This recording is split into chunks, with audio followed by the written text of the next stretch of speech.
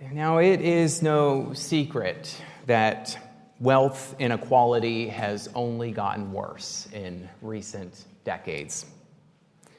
Today, the top 10% of families have an aggregate wealth of more than the combined bottom 90%. And moreover, the top 1% hold 76% of the nation's wealth, while the bottom 50% hold 1% of that wealth. And while income for the wealthiest has continued to climb in recent times, income for the lowest classes has flattened and in some instances is even sinking. And this is no accident. Legislation and policy have supported this growing disparity since the time of the New Deal. Now, as I was researching this question of inequality this week, I came across a compelling article by the New York Times columnist David Brooks about it. In How We Are Ruining America, David Brooks writes about the ways that access to success has become increasingly limited in our country. For instance, he gives the example of zoning restrictions. Well-educated people, writes Brooks, tend to live in places like Portland, New York, and San Francisco, perhaps also the North Shore, though he doesn't say that. And those places have housing and construction rules that keep the poor and the less educated away from places with good schools and good job opportunities. If, he continues, the most restrictive cities became like the least restrictive in terms of their policies, the inequality between different neighborhoods would be cut in half. Cut in half. Yet another factor that has escalated inequality in the United States relates to college admission. As Brooks puts it, educated parents tend to live in neighborhoods with the best teachers, they top off their local public school budgets, and they benefit from the legacy admissions rules, from admissions criteria that reward kids who grow up with lots of enriching travel, and from unpaid internships that lead to jobs. This makes it exceptionally difficult for people without those privileges to permeate those boundaries. The upper classes seem more and more like an unbreachable fortress rather than a ladder to the top. So what happens when people stop perceiving basic fairness in our social arrangements? Well, I would turn to some of our closest primate relatives for an answer to this. Now, in one experiment, 2 monkeys were taught to hand over pebbles in exchange for cucumber slices. Now, monkeys eat plenty of veggies, so this arrangement made them both quite happy. But the researcher threw a wrench into this arrangement. She randomly offered one monkey, in sight of the second, an even better deal, a grape for a pebble. Now, grapes are even more enticing for monkeys, so he was thrilled. The researcher then returned to the second monkey, but instead of fairly giving a grape for the pebble like he had done with the other guy, this poor primate just got a cucumber. The monkey actually acted insulted. In some cases, the monkey would throw the cucumber back at the primatologist in disgust. Now, France de Waal writes about this incident in his book, The Bonobo and the Atheist. It's a fascinating work that searches for the origins of ethics and the behavior of our primate ancestors. De Waal says it is telling that when he shows videos of this ape throwing the cucumber in disgust, audiences like ourselves often erupt in laughter. He says it's not the laughter of misfortune of the ape, but rather our own laughter of recognition. We get why the ape is angry about the bunk deal.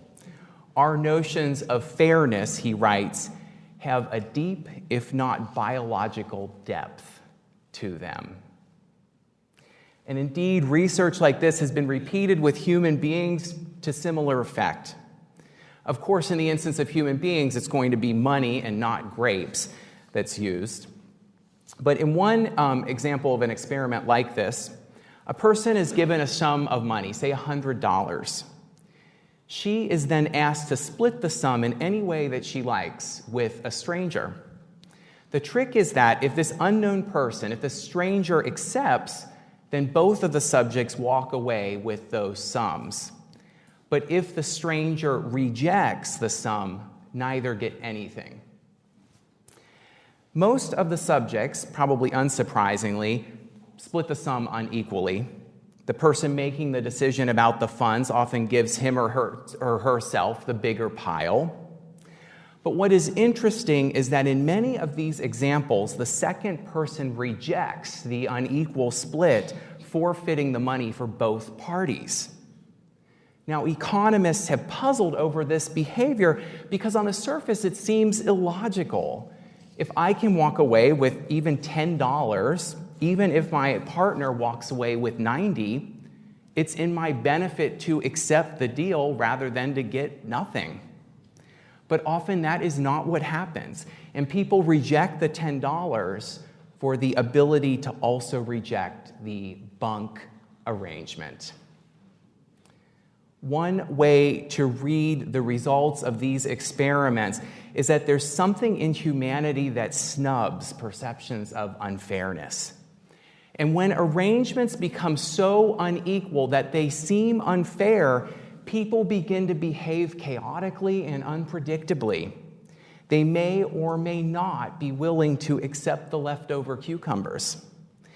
And if they do, that acceptance may very well be greeted with anger and resentment. This has been borne out in even more social science research that charts the rise of social chaos alongside the rise of unequal distributions of wealth. For example, can you guess the single factor that causes incidents of air rage, of disgruntled passengers acting out on airplanes, to escalate by almost 4 times? It's when airlines make coach passengers walk through a first-class cabin before finding their seats. Think about that. And do you know what one large predictor for baseball team performance is going to be? It's the size of the gap between the highest and the lowest paid players. Now, while some managers have surmised that a greater gap will incentivize good performance, it actually seems to corrode the cohesion of the team and reduces overall performance. Nicholas Kristof, another columnist for the New York Times, writes that society reflects these dynamics writ large. Societies with the largest income gaps often have worse health and more homicides, as well as a variety of other social problems. He goes so far as to call for classifying staggering inequality as a national health crisis. This is because if people fail to perceive any basic fairness in the social arrangement, they are less likely to accept that arrangement, whether accepting it is in their best interest or not. It then leads to a variety of chaotic social realities. It is the soil for a tree that bears strange fruit. Unofficial economies develop, bringing in more crime and violence. Rates of addiction with their attendant health effects increases. And strange new political parties and perhaps politicians emerge onto the scene. I'd like to offer an old parable from the Jewish tradition. It tells of the building of the temple in Jerusalem. In this tale, 2 brothers share a farm. The younger brother is married and has 7 children. The older brother is single. They work hard on land that is good to both of them. So for many years, the harvests are abundant, and each year the brothers split the wealth of the land evenly. Thanking God for their prosperity, they gather the grain into their separate barns.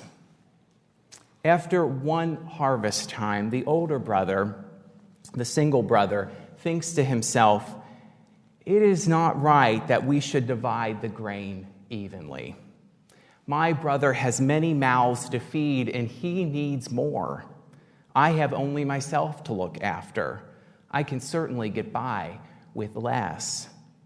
So each night the single brother takes what he can carry, 3 large bags of grain from his barn, and secretly transfers it to his younger brother's barn. Now, the younger married brother simultaneously thinks to himself, "It is not right that we should divide the grain evenly. My brother is all alone, and he needs more for his future because he will not have anyone to care for him in later age." So each night, the married brother also takes 3 large bags from his barn and secretly transfers it to his older brother's barn. So, as it happens, each night the brothers give away their grain, and each morning they find that their supply has been mysteriously replenished. Neither brother tells the other of this miracle. Then one night after a month or so, under a full moon after Yom Kippur, the brothers meet each other halfway between the barns. They realize at once what has been happening, and they drop their bags of grain and embrace one another with laughter and tears, and never did the two go hungry. It's said that on that exact spot where they met is where the great temple in Jerusalem was built. It's a powerful and compelling story, and it seems to present a very different economy from the one that we are accustomed to. With the logic that we know all too well, the brothers could have justified their own hoarding. In fact, they could have done so with exactly the same logic that the story offers for their generosity, only in reverse. The younger could have said, "I need more grain for my family. I will not give any to my brother." The older could have said, "I need more for my future. Since I have no family, I'm going to skim some off the top." But instead, they saw the needs of each other, and in that seeing, they recognized their mutual abundance. It presents a very different understanding from the way that wealth is treated in the United States and in most parts of the world.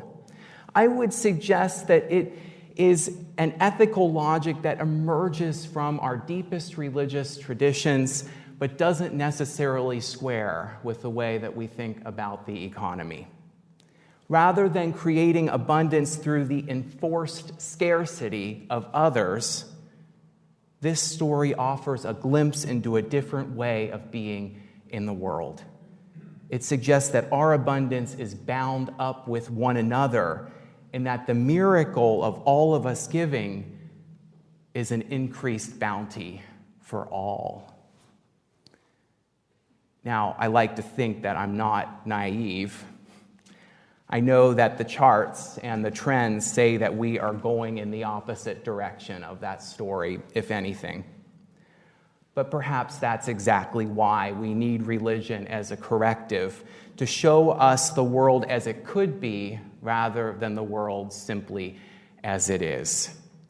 And maybe it requires us to go into our stores and bring some bags out for our own brothers and sisters who have less. Who knows? Maybe in doing that, the food will grow and grow, and 3 bags of grain will become a barn full, and 5 loaves and 2 fishes will become enough to feed us and 5,000 more. And in that new reality, perhaps we shall not want. Amen. I love you. May yours be a day of gladness.